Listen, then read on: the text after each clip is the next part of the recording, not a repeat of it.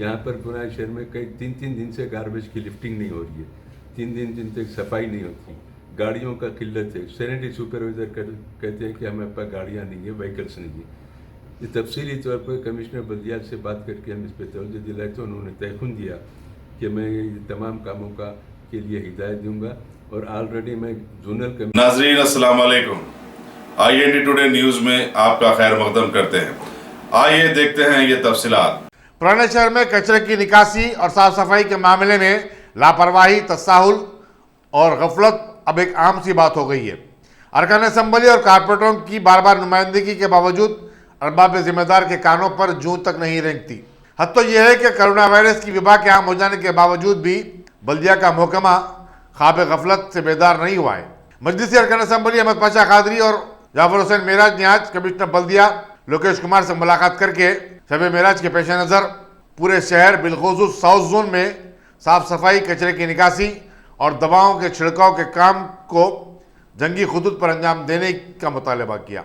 अहमद पाशा कादरी ने मीडिया से बातचीत करते हुए कहा कि हुकूमत कोरोना वायरस से निपटने के लिए अगरचे के तमाम तर एहतियाती इक़दाम कर रही है, लेकिन महकमा बल्दिया साफ सफाई के लिए खुसूसी इक़दाम करने की अपनी जिम्मेदारी को निभाने में नाकाम हो रहा है। खतीब मिल्लत बैरिस्टर असदुद्दीन ओवैसी साहब सदर कुली मजलिस इत्तेहादुल मुस्लिमीन और रुकन पार्लियामेंट की हिदायत पर आज मैं और जाफर हुसैन मेराज साहब रुकन असम्बली नामपल्ली कमिश्नर बल्दिया से मुलाकात किए और उनको तवज्जो दिलाई कि शहर में कोरोना वायरस के ज़िम्मन में जो हुकूमत के जो इक़दाम है वो अपनी जगह दुरुस्त है, लेकिन बल्दिया की तरफ से जिन महकमों में लापरवाही की जा रही है उसमें सैनिटेशन का नंबर पहले आता है।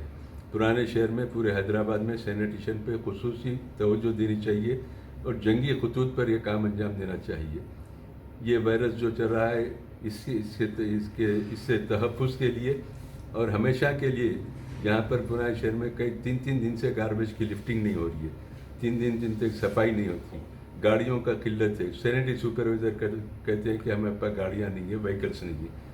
ये तफसीली तौर पर कमिश्नर बल्दियात से बात करके हम इस पर तवज्जो दिलाई तो उन्होंने तयखुन दिया कि मैं ये तमाम कामों के लिए हिदायत दूंगा और ऑलरेडी मैं जोनल कमिश्नर सम्राट साहब को मैंने हिदायत दी कि अगर व्हीकल्स की कमी है तो किराए के नए व्हीकल किराए से परचेज़ करे और ये काम अंजाम दे ताकि आवाम को इससे सहूलत मिल सके। चूँकि कल शब मेराज है, जागने की रात है, इसके लिए भी ज़रूरी है कि तमाम इंतजाम जंगी खतूत पर हंगामी तौर पर करना चाहिए। मसाजिद के पास भी सफाई का ख्याल रखना चाहिए, वहाँ पर भी कोई कचरा ना हो, उसकी लिफ्टिंग, उसकी निकासी का इंतज़ाम होना चाहिए। और ये पूरे हैदराबाद में सफाई के ऊपर बल्दिया को पहले तवज्जो देनी चाहिए। इस सिलसिले में हमने तवज्जो दिलाई कि उनको बाद मुकामात की निशानदेही की।